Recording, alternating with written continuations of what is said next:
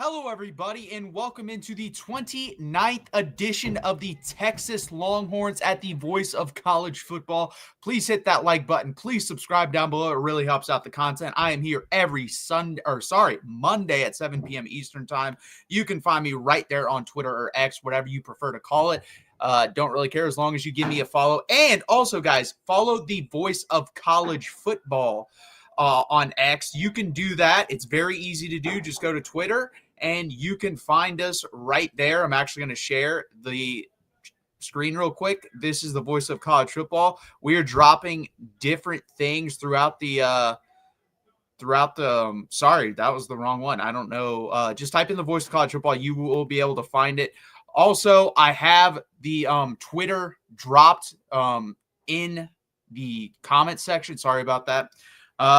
And guys, by the way, use the link in the description for the Amazon. Does not change anything about the process at all. All it does is put a little bit of change into Mark's pocket from Jeff Bezos's, so that really helps out here. And you can use that to buy Mark's new book, which is The Disputed National Champions, College Football's Historical 1990s Reset. That'd be a great Christmas gift, so use the Amazon link in the description to do that. And if you don't want to watch, but you'd rather listen, go to your favorite audio platform, Spotify, Amazon, Apple. You can catch us on there. It really helps out the channel. Thank you guys for that. Now we're going to jump into this Texas versus Florida recap here. Texas wins this game 49-17. It was 35-0 at halftime. Obviously, guys, I jump back into this. I rewatch it. I only rewatched the first half. I'm not going to rewatch a game in the second half. Where it was 35-0, because let's be honest here, a lot of backups, a lot of third stringers, guys for Texas that haven't played the whole year really were getting meaningful snaps. That told me nothing in the second half. These are just going to be my observations from the first half where we can improve where I thought we were good at, and we'll talk about the stats as well. So Quinn Ewers, 19 of 27, 333 yards, 12.3 yards per attempt, 5 touchdowns, 0 interceptions. He did have a touchdown dropped by DeAndre Moore. He also had a interception drop. And we'll talk about that in a second. Let me throw up Quinn Ewers here. So overall, I thought Quinn played a pretty damn good football game. There was one throw he wished he could have had back, and that was he was trying to go to Gunnar Helm over the middle. A guy was going to blitz initially, dropped into coverage, probably should have picked it off. It was honestly a pretty unathletic play. He goes back to catch it. He doesn't catch it. He literally kicks his leg up for whatever reason, and the ball gets kicked. So I don't know what the hell he was doing. I guess that's why he plays defensive end or outside linebacker, and he rushes the passer more than he drops back into coverage. But Quinn Ewers, what I have noticed is he does a very good job at reading defenses pre-snap, and he trusts that so much that he doesn't really read defenses post-snap. And to be an NFL quarterback, you have to have the pre-snap reading, and then once you realize if you did make a mistake, you do not make the mistake in throwing the ball in the wrong place after the post-snap read, and he needs to work on that. That's the part of the game he still does not do very well. Georgia confused the absolute hell out of him. On top of that, they got pushed on the offensive line, so it was the worst of both worlds. They confused him, and then he didn't have time to correct the mistake if he could have even corrected it in the first place. So it's going to be very interesting how that goes from here on out. He did miss Isaiah Bond on the second drive. Not a great throw. I don't know if Isaiah Bond ran the right route. It looks like Quinn thought he was going to run and dig route, where he looked like he kind of ran more of an out route. So I don't know if that was more on Quinn or Isaiah Bond. If it was on Quinn, it wasn't a good throw. It was actually a terrible throw. If he puts that another yard inside, that could have been an interception. But overall, I thought he played a pretty damn good football game. I thought he looked normal compared to where we've seen him the last couple weeks. He doesn't look hurt anymore. He doesn't look laboring, so that's a good thing. I think he was definitely injured, guys, coming back. After watching it the last couple of weeks, he's definitely a rotational thrower of the football, and every quarterback is, but I think he uses his torso more than most. Some guys can get away with just using their arms more because they have great arm strength. Some guys have to twist more, and that's more Quinn. And then some guys use their hips more if they're more loose in the hips. I think he's more rotational, and I think you saw that, and it kind of hindered him the last couple of weeks coming back from the injury, and I don't think he was 100%. Now, I do think he's 100%. Are there things he still needs to get better with? Yes. Again, post-snap reading is the biggest thing. His footwork's back to normal. He's stepping in the pocket a lot better. Not great, but still a lot better than he was in that Georgia game. but post-snap, he needs to get better with. And I don't know if he's going to be able to do that this season, but if we're talking about national championship, he's going to have to do that. Part of that, this isn't Quinn, but I thought Steve Sarkisian had his best game plan overall. A lot of motion. There was that beautiful play designed up, which orbit motion, fake handoff, reverse. That is going to be stolen. I've never seen that called. I've never seen it called by any team in college or the NFL. Maybe some high school team did it.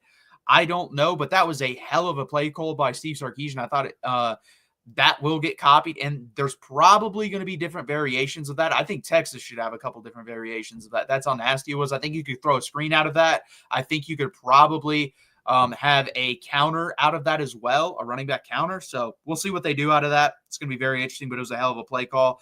Now let's move on to the running backs and offensive line, and this is still my biggest concern, and I don't think it's going to get better. I'm sorry to say that. We are too deep in the season, guys, for this to get better. A lot better, I should say. Could it get minimally better? Yes, it could. Marginally better? Yes, it could. But it's just it's not going to get a lot better. DJ Campbell killed that first drive. Trey Wisner obviously makes the mistake of he breaks the tackle. It would have been about a 2-yard loss and decides to run backwards, and it ends up being a 6-yard loss. And then on top of that, DJ Campbell got absolutely destroyed by a twist by Searcy of Florida, and he barely lays a finger on him. Like, he doesn't even touch him. And this is your second year. That was a freshman mistake. That was clearly miscommunication along the right side of the offensive line, and that's been the weakness for Texas, is the right side of the offensive line. And DJ Campbell has been our worst offensive lineman. Later in the game, the man got manhandled. This man got a straight arm to the chest with one hand and got pushed back 3 yards. And I'm not even joking. It was 2 to 3 yards. He got pushed back with one arm. Dude, you were the number one ranked offensive line in the 22 class. And your number one thing when you look into it of his recruiting profile was his power. And he's getting pushed back that easily with one arm. Absolutely. And we're not talking about Jordan Davis from a couple years ago with Georgia. We're talking about some random Florida guy that probably will get a cup of coffee in the NFL, but that's really it. You cannot be getting manhandled like that if you're DJ Campbell. So on top of miscommunication, he's also getting manhandled. That's not good. And then there was a holding penalty. I don't have the all-22 from the radio. When I listened to it, Craig Way said it wasn't on Kelvin Banks. It was called on Kelvin Banks. So I don't know who committed the penalty. I trust Craig Way completely on that. So someone else committed the penalty. Either way, it killed part of that drive as well.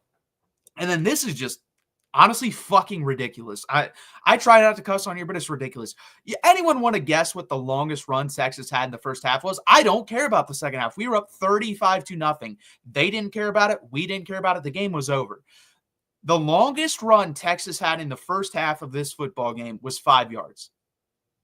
Let me repeat that. The longest run Texas had in this football game was 5 yards. We did it twice. Give us a pat on the back for that one. You had Jaden Blue have a 5-yard touchdown run. You had Trey Wisner early in the half have a 5-yard carry. That is completely and utterly disgusting and unacceptable. This offensive line, man, my expectations were here.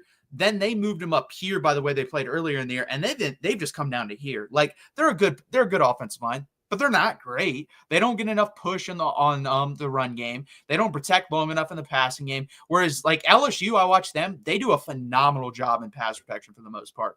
Their running is basically the same as ours. They're having that issue for whatever reason, but we're not even great in the passing game. We're just an all-around solid offensive line. We should not win the Joe Moore Award. Should we be in the competition for it? Yes, because this is a down year overall in college football, and Kelvin Banks is still really good. Hayden Connors probably had his best year of his career here at Texas. Jake Majors is also playing really well, but DJ Campbell and Cam Williams have not played well in a very long time here. Cam Williams got hurt. Trevor Gooseby came in. I thought he played pretty well. We'll see if Cam Williams misses any time. I don't think he will. Steve Sarkisian said today in the press conference he won't, but overall, this offensive line has not lived up to the billing, and we needed it more than ever with CJ Baxter getting hurt. They just have not delivered for whatever reason. I don't know what the reason is, but it hasn't been good. Hey, on the good side, and we can talk about this, the defense. The defense has been great this year. The defense has outproduced everyone's opinions of them. Trey Moore, best game. It was his best game. He had the fumble recovery. He was also in on the forced fumble. He didn't force it, but he was in on it, picked it up, almost scored. There was a bullshit block in the back penalty. Michael Taft got tangled up with someone's feet, and they called a block in the back. He was in on another tackle for loss that I thought was originally a sack, which I do believe would have been his first sack of the year, maybe his second. But he hasn't put up the sack numbers like we like him to. But let's be honest here. He's been kind of a Swiss Army knife. We dropped him into coverage a lot. He's played inside linebacker at certain times. He's also rushed the passer. So we kind of used him all over, and he's been really good.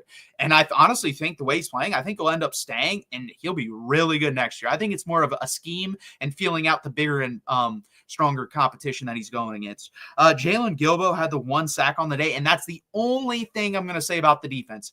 The defense has not been good enough at getting to the quarterback and bringing them down. The pressure this year is a lot better. You can see the pocket is collapsing more this year than it was last year, but it's still not good enough to get these guys to the ground.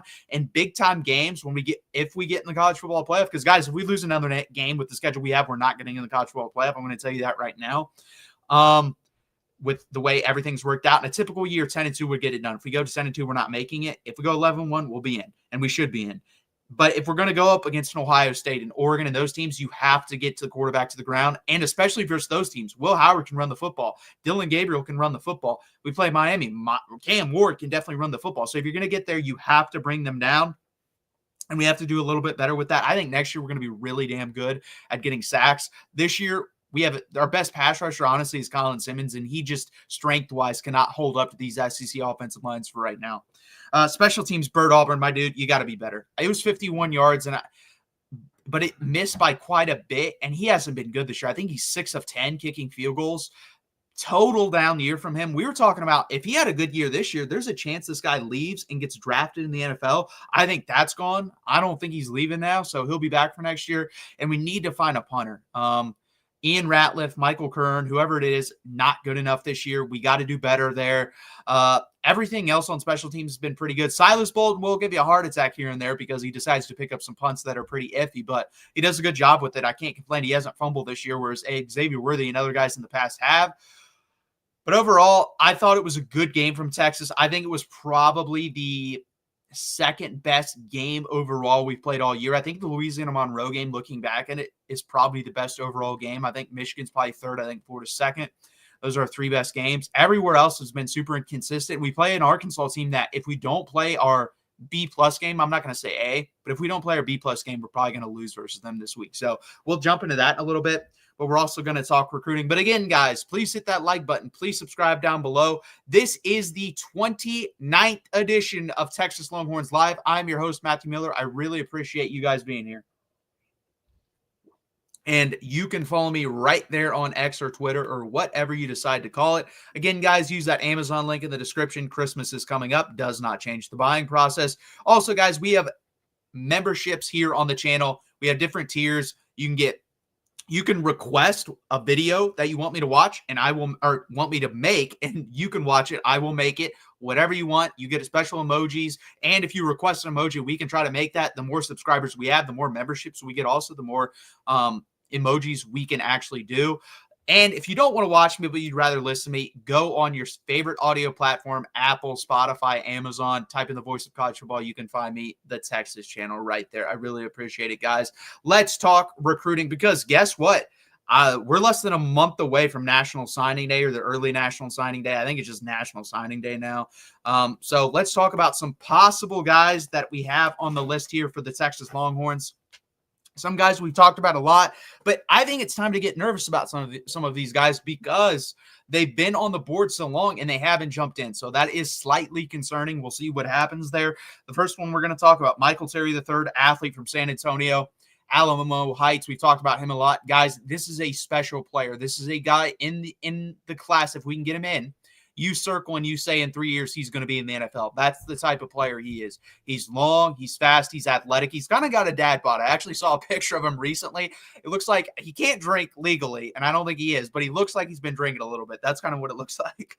But it's going to come down to Texas, Nebraska, and Oregon. And again, guys, it's going to come down to what he desires. If he wants to be an offensive weapon, an all-around Swiss Army knife, tight end, H-back, wide receiver, running back, he will come to Texas. If he wants to be strictly a wide receiver, he will go to Nebraska. If he wants to be a running back, he'll go to Oregon, which would be an odd fit to me for him. I think that's actually the worst position for him out of everything I listed. I could see wide receiver, and if he truly wants that, I think he ends up at Nebraska because I do think NIL package-wise, it's going to be pretty similar. Right now, I'm going to say 75% Texas. It's still hard for me, guys. Maybe I'm just dead wrong here, but the guy showed up in his senior pictures and has Texas gloves on him and is showing them off. Like, that is a memory that's going to last a lifetime. You're going to have your yearbook forever. Why are you having that if you're not going to go to Texas? But who knows, man? I don't know with these kids. Next up, Grayson Littleton, cornerback from Tampa, Florida. This is a new offer. He decommitted from Clemson about two and a half weeks ago now.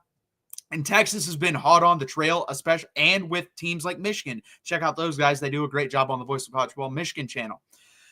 It's going to be Texas or Michigan. He visited Texas this week, really liked it. I think right now I'd go 55-45 Texas over Michigan. We have to get this guy. We don't really have another cornerback in this class that I feel great about getting. I think he's our best option. Caleb Chester's already in the class. We'll see if he sticks. I think he will. I haven't heard any chatter about that, so I think he's 100% locked in. Elias Hicks, I'm terrible with first names, but Elias Hicks was in the 2000, or is it Zeus? It's Zeus Hicks, sorry, was in the 2026 class. He's a safety. He's coming in the 2025 class, so that helps us out a little bit. But we already have a safety back there as well with him. I forget the name. Sorry, brain fart, but this is a guy we need in the cornerback room. Do we have some young guys at cornerback that will step up next year? Yes. And by the way, Kobe Black is playing very well, so I'm not really concerned about quarterback for next year, but it'd be nice to have a guy like this that could sit a year, develop, and then in 2 years we play him a lot. And he's great mold, 6 foot 180. Exactly what PK likes. Long, athletic, rangy cornerback for him. And I think there's a chance Texas gets him. Javion Hilson. The longer this goes, the worse I feel about it, because I thought 3 months ago now, I said, I think he's coming to Texas, and I think it's going to happen quickly. It has not happened quickly. I do still think Texas leads here, but he did visit A&M. He said he liked A&M more than Texas, the game day atmosphere, so that's definitely going to play a little bit of a role. And I'm going to stand by what I said last week. I believe the winner of that football game is going to get a college football playoff ticket punched and an SEC ticket punched, and they are also going to get Javion Hilson. So you're going to get a upper four-star, which probably going to end up being a 5-star player, plus you're going to get a college football playoff ticket punch, plus you're going to get an SEC championship ticket punch. That is a gigantic game versus Texas A&M for multiple reasons, like I just said. So I think it's going to come down there. If we get him, you have Smith-Orogbo, Lance Jackson, Javion Hilson, Josiah Sharma, Myron Charles. It's one of, if not the best defensive line classes in the country. It's probably the best edge class in the country. So it'd be a hell of a get. Pairing him up with a sophomore Colin Simmons would be a hell of a get if we could do it. I'm hoping we win that game versus Texas A&M and hoping we land Javion Hilson later that night or even that day, because I think that's what it's going to be. Next up, Joseph Mbachu visited Texas multiple times. I'm not sure if he's made an official visit yet, but multiple unofficial visits. I think Texas ends up with him. I think out of the guys in the Peach State that we've talked about recently, between him, Justice Terry, and Kevin Wynn, I think Joseph Mbachu is the most likely to commit to Texas. He is not an instant impact guy, but he's still going to be an impact player at Texas down the road. I really like his frame, 6'5", 275. He can play inside, probably play a little bit of outside too, like Alfred Collins did for a little bit. But we'll see what happens. Kevin Wiley, also pretty recently offered in the past, I believe, 10 days. Linebacker from Florida, 6'4", 225 pounds, long, rangy athlete. Texas has been doing this on the defensive side of the ball. They're getting long, rangy athletes that they can mold into football players, and they're kind of playing no position type football, kind of like basketball is nowadays. They kind of want a versatile type defense, and he fits that mold. I don't think he plays right away at Texas, other than special teams, but down the road, again, this guy could play. And then, to me, if I get at anyone in this class, it's going to be this next guy, Michael Fasusi. This is the closest thing to Kelvin Banks we've seen in recruiting that has wanted to come to Texas since Kelvin Banks. Can we flip him from Oklahoma? I don't know right now. I still give Oklahoma the edge 60-40, but it is closer than I thought. He has picked up his speaking with the Texas staff. If Oklahoma does not make a bowl game and they fire Bill Bedenbaugh, he will be at Texas. If they don't make a bowl game and they keep Bill Bedenbaugh, I still think they give them a slight edge. But it's hard to walk into a place like that and just see how, unless you think, hey, I'm that dude and I can turn this thing around, I don't see how he goes there, but who knows? I'm still giving them a slight edge there because he does love Bill Bedenbaugh. Next up, Justice Terry, Georgia, Texas, Bama, Auburn, number 2 defensive lineman in the 2025 class. Texas got on the scene late, and I honestly think they're just using Texas for leverage. I'm going to be completely honest about that. I've said that, actually, the whole time. I think he ends up at Georgia. I just don't see him coming to Texas. I think we were too late in the game. He wanted us in the game, by the way. He's the one that reached out to Texas. All signs point to as this is a leverage play. I think he goes to Georgia. Unfortunately, he's a hell of a player. He's a guy that would plug and play right away. He is the equivalent of Michael Fasusi up the offensive line. He is the equivalent of that on the defensive side of the ball. Justice Terry is. And then Dorian Brew. Like I said, if Oregon and Texas were the exact same distance from home, he's going to Oregon 9 times out of 10, maybe 10 out of 10. But because Texas is closer, Texas can promise him and his family they can come watch the football games. I think that is the key here for Texas to keep hitting on, and I think he may flip. We've seen this with Texas. They flipped Anthony Hill late. They flipped Ty Anthony Smith late. They flipped Kelvin Banks and Cam Williams kind of late. So we'll see what happens here. They flipped Terrence Brooks late, who's now at Illinois. But cornerback, let's see if we can get lucky again and flip him again on National Signing Day. I really hope we do. It'd be a hell of a get. If we get Grayson Littleton and Dorian Brew, we'd be talking about one of the best cornerback classes in the country. So please, again, guys, this has been another edition of the Recruiting Update. And please hit that like button. Please subscribe down below. It really helps out the channel. I really appreciate you guys being here tonight. We're going to jump into that Arkansas preview and prediction in just 1 second. So I don't want to give it away. I almost pulled up my prediction for that game. Let's just go to the Arkansas preview real quick. So Arkansas in the year is 5-4 and 3-3 in the conference. We'll talk about that previous meeting real quick. Texas got their doors blown off in 2021, 40-21. I believe that was my first year on the channel, like full time. Yeah, that was not a good football game. Arkansas rushed for like 300 yards in that game, and there was like 3 guys that ran for over 3 or 4 guys that had over 70 yards rushing. Including Malik Hornsby, who was their backup quarterback who they put in. I think he had like 50 to 70 yards rushing in that game, and Texas recruited him. It was the nail in the coffin. They ran it down our throats. That was the first time Steve Sarkisian, I think, realized that he's got his work cut out for him.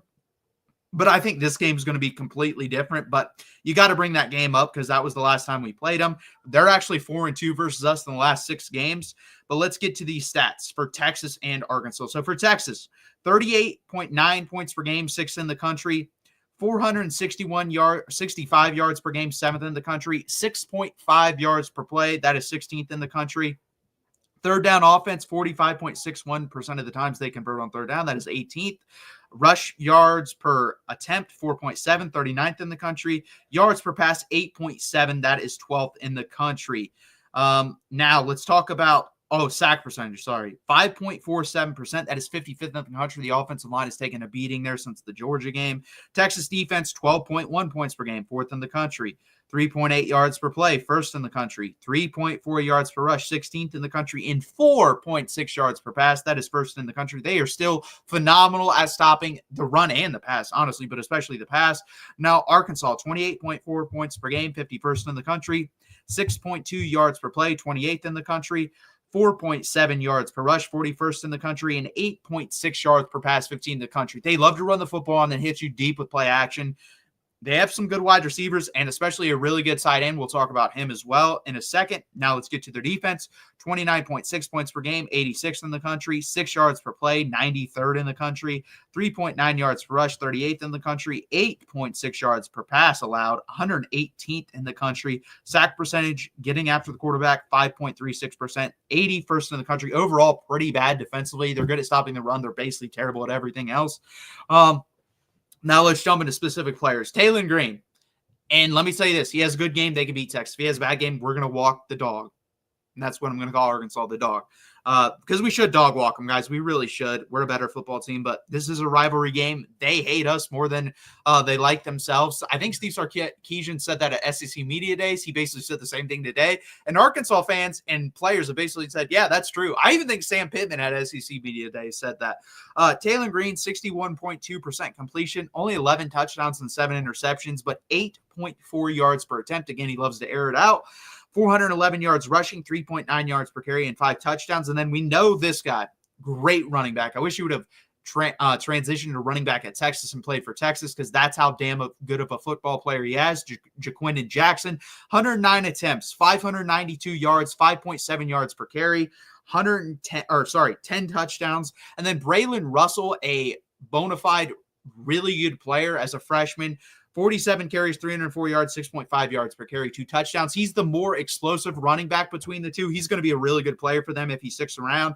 Andrew Armstrong, really good wide receiver. He's going to be on the SEC first, second, or third team coming out of this year. 55 receptions, 857 yards, 15.6 yards per catch, and 1 touchdown for Andrew Armstrong. And then Isaiah Satania, 29 receptions, 407 yards, 14 yards per catch, and 1 touchdown. And then Luke Haas, the tight end, I thought he was one of the most underrated players coming into the season, especially at the tight end position. I think he's just as good as Gunnar Helm, and I think Gunnar Helm's probably a second-round pick in the NFL draft. This guy is not eligible. He's only a sophomore. He was a freshman last year. He got hurt. He would have been the SEC Freshman of the Year if he didn't get hurt. 19 receptions, 267 yards, 14.1 yards per catch, and 4 touchdowns. He's definitely the safety valve here and the red zone threat that they have on the offensive side of the ball. Defense, linebacker Xavier Sori Jr., 73 tackles, 6 tackles for loss, 1 interception. He is number 1 on the team in tackles. He is number 2 on the team in tackles for loss. Landon Jackson, his brother Lance, committed to the University of Texas. I wish we had Landon Jackson. He's a hell of a player. 6.5 tackles for loss, 4.5 sacks, both leading the team. Eric Gregory, 5 tackles for loss, 3rd on the team, and 3 sacks, 2nd on the team. This team, guys, to me, their weaknesses are their secondary and their linebackers. Gunnar Helm, can you exploit the middle of the field with him in this game with either Gunnar Helm, Juan Davis, Amari Niblack, can you get Jaden Blue isolated with Trey Wisner also in the passing game versus these linebackers? If you can do that, you can exploit this team in the passing game. It's going to be interesting what they decide to do versus Tennessee. They kind of, said, hey, we're going to keep everything in front of us, death by 1,000 cuts. I actually think that plays in the favor of Texas because Quinn Ewers loves to take the check down. He would rather take the check down than throw it deep. So if I'm Arkansas, I would actually play more man, blitz a lot more, and make us throw deep. I think that's their best option. Do I think they do that? No. For whatever reason, a lot of people think Iowa State's the way to beat Texas. It used to be, and then Steve Sarkisian figured it out, and they're just going to check down to death and take that profit and take those yards that you're giving them. So I think Arkansas would be stupid if they did that, but hey, I'll take it if they decide to do that. And then for the love of God, can we run the ball better? Can we control the line of scrimmage? They do stop the run pretty well. They do. But at some point, guys, you got to grow a sack and be able to push people around offensively. And we just have not been able to do that. The last time we were able to do that was versus Michigan. And Michigan still has a really good front four, contrary to popular belief. I don't know why people don't think that. They still do. We're able to do it versus them. Why aren't we able to do it versus anyone else? I do not understand. We have to be able to run the ball at least a little bit in this game to keep us off balance. Like I said, if Arkansas is smart, they play man-to-man, they blitz a lot more, and they make us hit them deep because, guys, we will screen them, swing past them, we'll end around them to death if they want us to. We will do that to death if they want us and allow us to do that. And then can we play clean? We have yet to do that this year. We had more penalties versus Florida than they had versus us, even though we dominated the football game. I don't know how that's possible, but it is. We did. We find a way, always week to week, we find a way to commit stupid, boneheaded penalties. So please, versus Arkansas, can we play a close and complete game? Now, I think what Arkansas is going to do in this game offensively is a lot of running and play action. I think they're going to want to establish to Quentin Jackson and Braylon Russell and Taylor Green. I think Taylor Green's going to run a lot in this game. I think you're going to see Taylor Green run a lot in this game, a lot like Jalen Miller ran a lot in the LSU game. I think they're going to utilize him that way coming off a bye week, playing your biggest rival at home. I think they're going to do that. This is the biggest win Sam Pittman can have left on this schedule. He's going to unload the clip here because it's potentially for his job. And Travis Williams may be looking in the future as a head coach, their defensive coordinator, so he's going to unload the clip as well. We have to come ready to play. I'm glad this is a noon kick. I'm glad this is not a night game like last time. This team can beat you. If Texas plays a game like they did versus Mississippi State and Arkansas plays their absolute best game, Arkansas will win this football game by about a touchdown. If Texas plays a B game, which I would say the Florida game was a B game, if we replicate that performance from last week and they play their A game, it's a coin flip to me. Now, if they don't play their A game and we play like we did last week, we'll win the football game. But basically, just don't crap down your leg. That's what I'm asking for in this game. I'm done kind of holding this team to a standard that it's not holding itself to. I'm just going to be straight honest. They don't, because if they did, they would have had some of these things fixed by now. And this team right now, and I just don't think they are. I don't think they're going to win a national championship. I think they'll get in the playoff, and I think they'll probably win a game or two, but I think that's the ceiling for this team. They don't execute it and do the small things at a high enough level. Do they do enough to beat this Arkansas team? Yes, they do, and that is what I'm predicting. I'm taking Texas here 34-20. That's not, I believe it's either covering the spread or basically on the spread, so I wouldn't even take it. If it's 14.5, I still wouldn't take it. So Texas, I'm going to take the win 34-20, but I think it's a ball game. I think this goes into the late third quarter, early fourth quarter, and then Texas pulls away in the end. But I think Arkansas, with the fans behind them, with the team they have offensively, and what they're going to do coming off a bye week, I do think this game's going to be closer than it should be. Now, if Texas comes out and destroys Arkansas, plays a great game, then I'll change my tune about possibly winning a national championship. But for right now, I just can't do that, guys. I'm sorry, but I am going to take us to win this game 34-20. I'm glad that Texas and Arkansas are playing each other annual again. Also, it's on the 50th. That's pretty crazy. I did not know that. Also, it's on the 55th anniversary of the President Nixon declaring the winner of the Texas Arkansas as the best in college football. I have that DVD upstairs. Maybe I'll watch it now. That's pretty cool. That was cool nugget, Jackson. Thank you for that.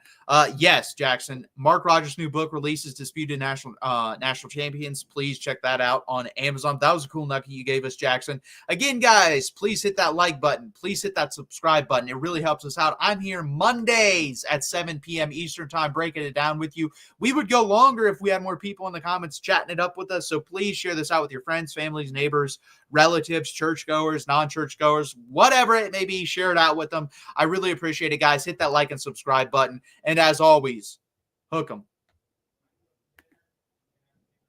College football is even more exciting with some action on the line. And the games are even better when you're cashing in. And the Voice of College Football is the place to be to get the greatest value. Let's start with my picks. 75% against the money line, 58% against the spread. I've got a 40-year track record. In fact, in 2023, at $100 played per game, you would have netted over $9,300. And guess what? I'm just the warm-up act. Steve Merrill, our ace in the hole, show stopper from Wager Talk. 6 years with the Voice of College Football, over 30 years in the industry. Steve gives us analysis on all the big games, but you can't miss Steve's weekly under-the-radar pick, which went 21-5 against the spread the last 2 seasons. I repeat, 21-5 against the spread. You also get picks from some of our top analysts here at the Voice of College Football, including Steve Dace and Matt Zemek. Become a YouTube channel member or Patreon member for just $99 per month. Go to the main channel on YouTube, click join, and select the betting tier. Do the same thing on Patreon. Make 2024 a winner now.